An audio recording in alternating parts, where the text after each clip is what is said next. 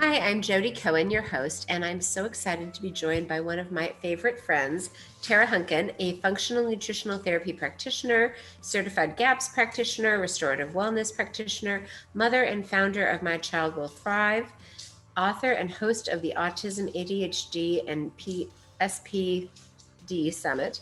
My Child Will Thrive was founded out of the frustration Tara felt when searching for explanations and solutions for her daughter. Doctors' visits left her with more questions than answers, and she was forced to do the research and find her own way to help her child. Tara's daughter is now a thriving 17-year-old, go you, succeeding in and out of school. Tara now supports parents of children with neurodevelopmental disorders struggling to find the right combination of treatments and therapies through educating and coaching them so that they can get the best results for their children while saving time, money, and effort. Welcome, Tara. Thanks. So good to see you again. I know, I love seeing you, and I'm really excited. We're gonna kind of dive into what resilience means when you have a challenging kid. Yeah, it's important. Yeah, it's really important. And if I can just start by asking you, how do you define resilience? Yeah, it's a great question, and I'm glad you're asking this question. I define it as finding your own path through the bumps of life. So the reality is everybody, we all have this vision of what our life will be like, especially when we become parents. And it's about finding yourself within that path, because it's never the way we expect it to be. That's true. Even, I had both a very easy child and a not so easy child, and both were surprising. But can you talk a little bit about letting go, or how letting go of expectations is important to resilience? Yeah.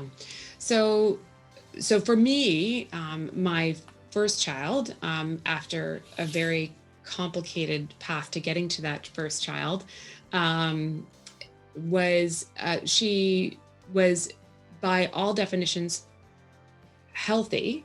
10 fingers, 10 toes. She was healthy and growing and thriving. But we noticed very early on that she was not hitting her developmental milestones. So she was missing key milestones.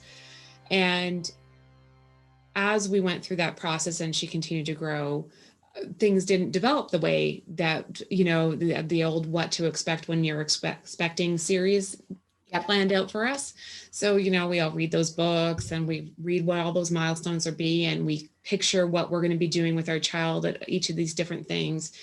And when those things don't happen the way that we expect them to, there's there's a combination of feelings. I mean, upon reflection, there's a lot of grief that goes with that, because we have these dreams for our children, and unfortunately, I know a lot about grief, and but in when we have that plan and that life, in terms of the way we expect it to go, um, we have to, and things don't go that way, but in it's, fortunately for myself, I still have my child, and so then we have to find a new way to look at how that life is going to be lived, and we have to let go of those initial expectations of what it means to be a parent and what it means to be a parent to that particular child,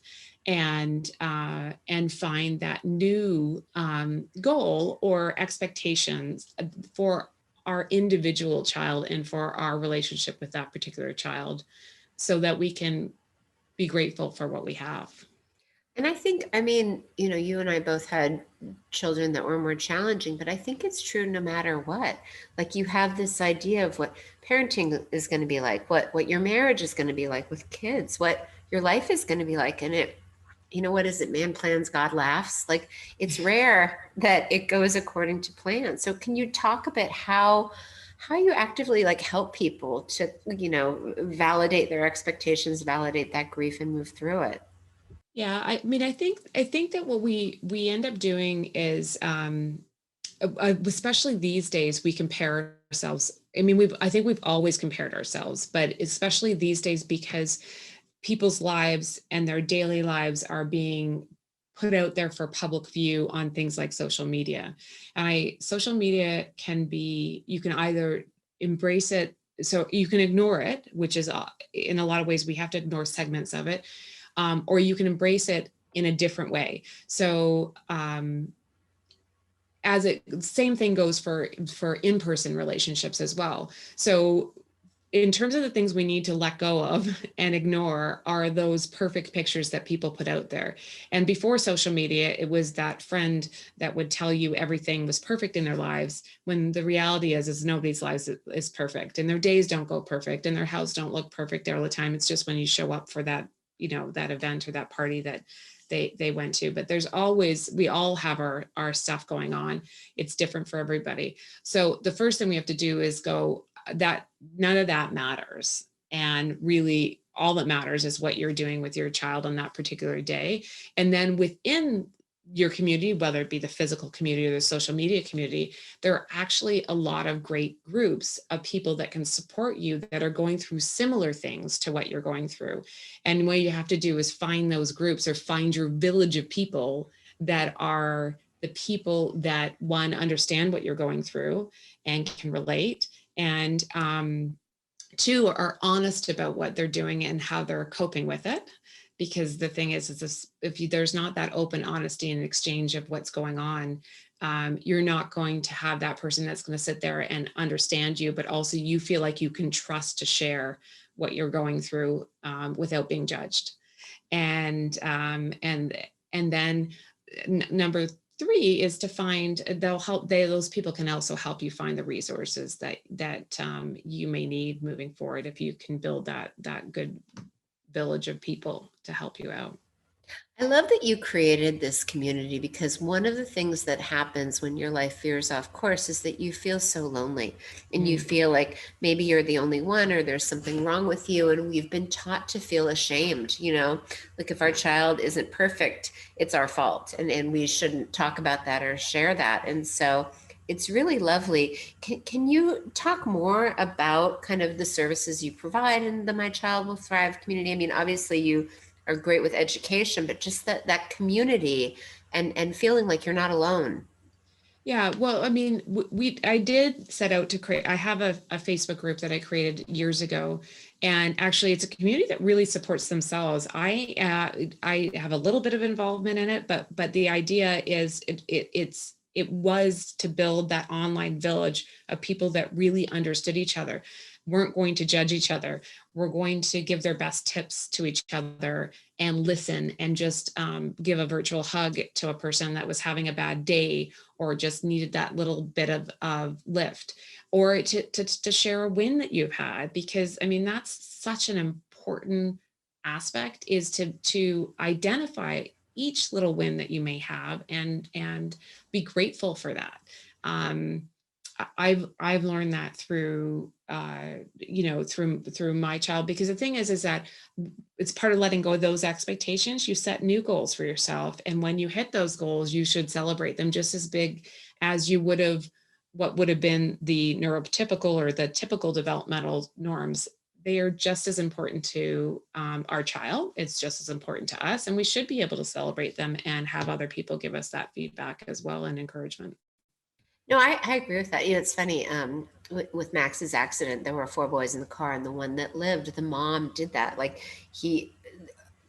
it was uncertain whether he would walk, or even be able to move his left side. And so when he wiggled his toes, that was like, and I just, because I was curious, obviously my experience was instant death and how I dealt with that, but trying to recover a child who had been through such trauma. And I was so inspired by just, her positive attitude and how she went through it. It really, resilience is so much about mindset. And I just admire people that find a way to, pick themselves up, dust themselves off, and keep moving, even when everyone kind of, wants to brand them with a scarlet letter and leave them in the corner to, cry. Yeah. Yeah. Well, I mean, and I think you and I have talked about this before, is that there is a lot of judgment out there, a lot of the times. So you need to have those people that are going to celebrate what may seem like not a, like you said, like wiggling the toes. It can be so, and for in some cases for people with children with severe autism, it can be, finally saying a particular word or being able to express themselves and their wants and needs in some particular way if they were nonverbal, even if it's not in a verbal way. And for a lot of people, that wouldn't be a big win, but for a mom that has not been able to really effectively communicate with their child, to see their child communicate in any way, shape, or form is a huge win, and it should be celebrated. So it is really important to find those people that understand you, but also so that when you have those bad days where you have a child that maybe has a meltdown in the store, and every other person in the store is looking at you like you're a bad parent because you're not disciplining your child properly, or there's all the things that run through people's minds and the judgments that happen, because they don't understand that individual's circumstances. And people always jump to conclusions. Or in my daughter's case, she was actually very tall for her age, still is. I think she stopped growing at 6 feet, but she's extremely tall. So she was always very big for her age. So on top of the fact that she had a speech delay, people had certain expectations of her that were beyond her developmental age, even if she was at all her milestones. So because of her size, so those, it was difficult to manage those expectations of people. So we have to let go of those judgments and find the people that are willing to even take a pause and consider the circumstances that might be different, but also to support you through those challenging days when you are feeling judged and you are feeling like maybe your friends don't want you at their event because your child might be more difficult than their child. I had a friend say to me, "Why don't you and I just get together?" Oh, okay. You don't want my kid? Yeah. So it's like they don't really think about how incredibly hurtful that is, as opposed to creating an environment that will work for everybody. So it's there's just so much. And of course, for you and for every parent that's gone through that too, the resilience of just managing that situation with the person that you thought was your friend and would be there to support you, and your child, when they disappoint you like that, there's a lot to deal with and bounce back from as well. Well, even like the criticism, like when we would change the diet and like, oh, gluten's kind of like just the undermining, the criticism, like that was really surprising to me. Like, why do you care what my kid eats? Yeah. So it's funny. Totally. I've been through the exact same thing where the naysayers and the everything else, typically with that, it's because they think that we're sitting in judgment of what they're doing. When all of a sudden you're eating a whole food, non-processed diet, you've taken out things like gluten, and people tend to turn that around and think that you're judging them for not doing the same thing. So instead they attack what you're doing as being unreasonable and harming your child. Actually, that's my, taking something like gluten or dairy out of their diet is not giving them the nutrients they need, without doing any research, by the way. Usually those are the people that just jump to judgment without actually having picked up any information, and educating themselves before they say those things. So yes, that is a big thing. And that's why finding your village, at least you're still going to have your friends and family members and all those things and relationships, or at least you're going to try to maintain those relationships with those people as well. But if you at least have that group of people, or supportive voices that can support you in what you're doing, then you will be 10 steps ahead of everybody else, because at least you will have those people to boost you back up when you've been having to explain yourself to everybody once again. Well, and sometimes parenting can be a competitive sport, you know? Absolutely. Yeah. Like, can we talk about that and how you deal with, my daughter calls it, they flex, they show off, just like taking that in stride and observing, like, oh, look, they felt the need to tell me all these things. Wonderful. go there. Yeah, You know. that is a really tough one, right? Because especially when your child is being compared, or you've got a friend, and they should celebrate their wins with their kid, but there are more often than not people that don't really think about the fact that those are wins that you may never see in your child, and and that you still have things that you want to talk about with your child that are just as big, even though they might not seem equivalent. They are equivalent. It goes back to what we say today. How do you define your,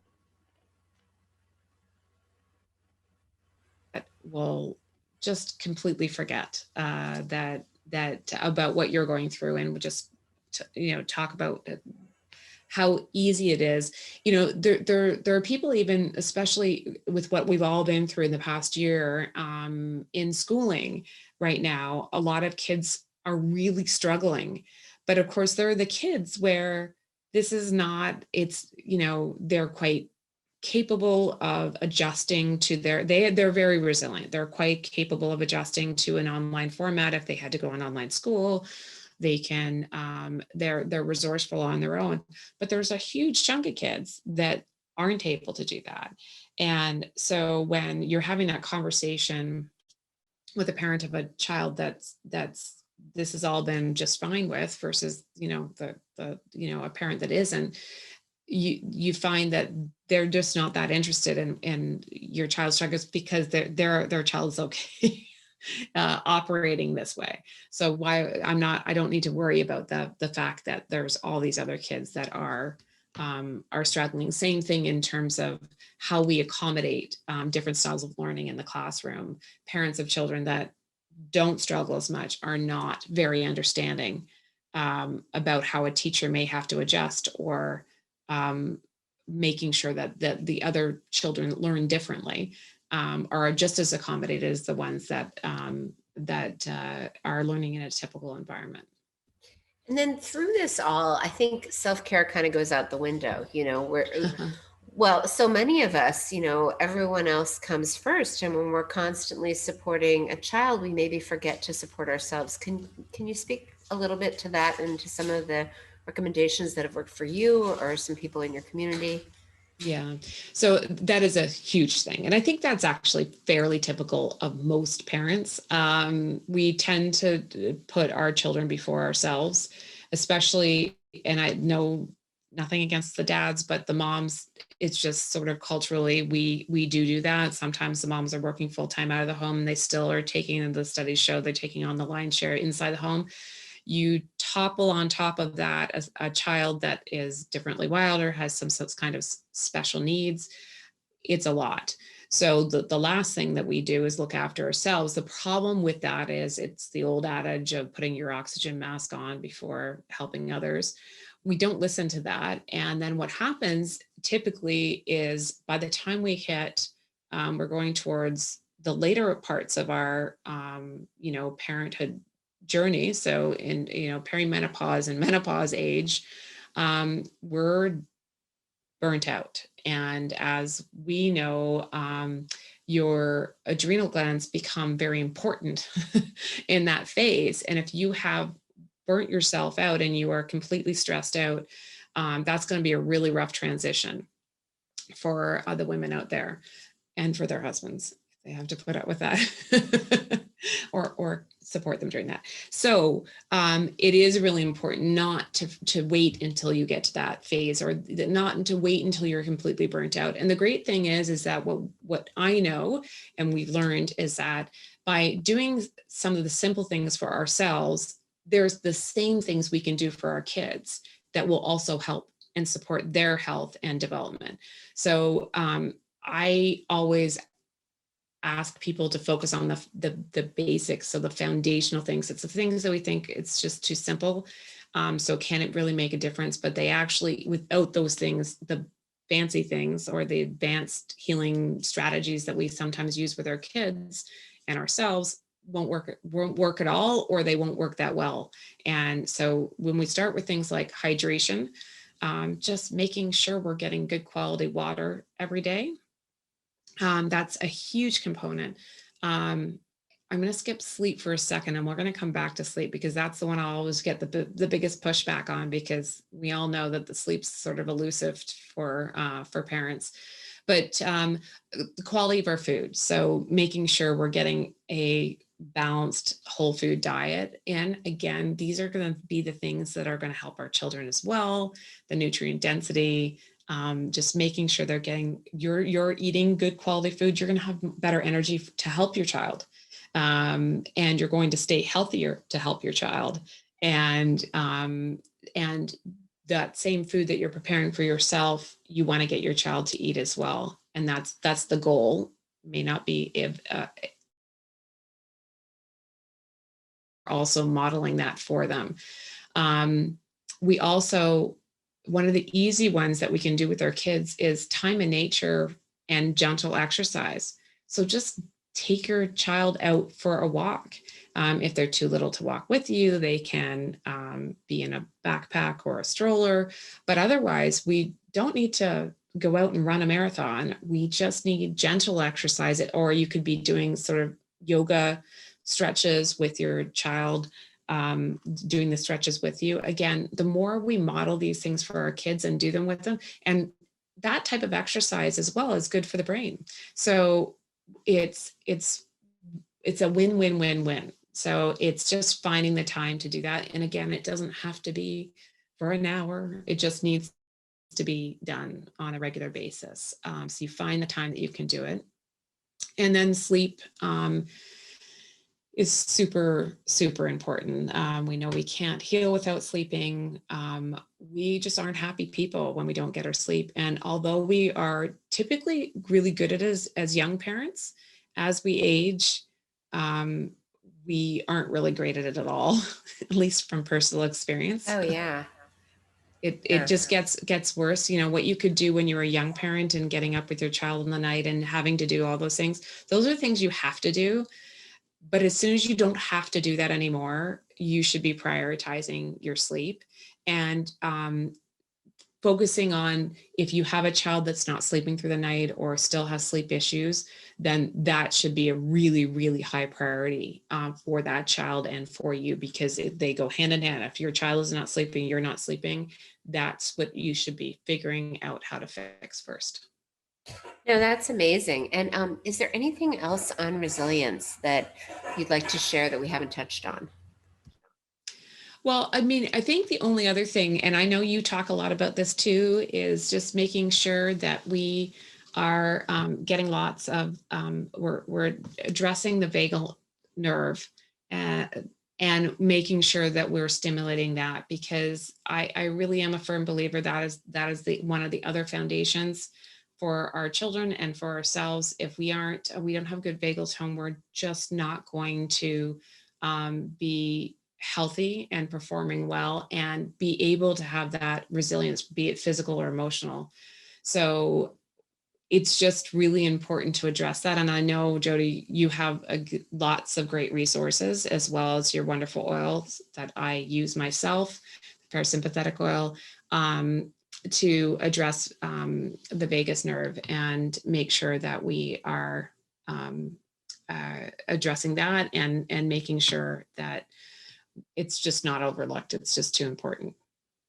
Yeah, it's my little daily, hourly, sometimes hack to calm my nervous system. So this has been so helpful. Can you please share where people can learn more about you or work with you? Yeah. Well, the best place to get all the resources is at mychildwillthrive.com. We have a free toolkit there, as well as lots of other resources for parents. And get on there and jump on the Facebook group and let us know how you're doing and how we can help you there too. Thank you so much. This was fabulous. My pleasure.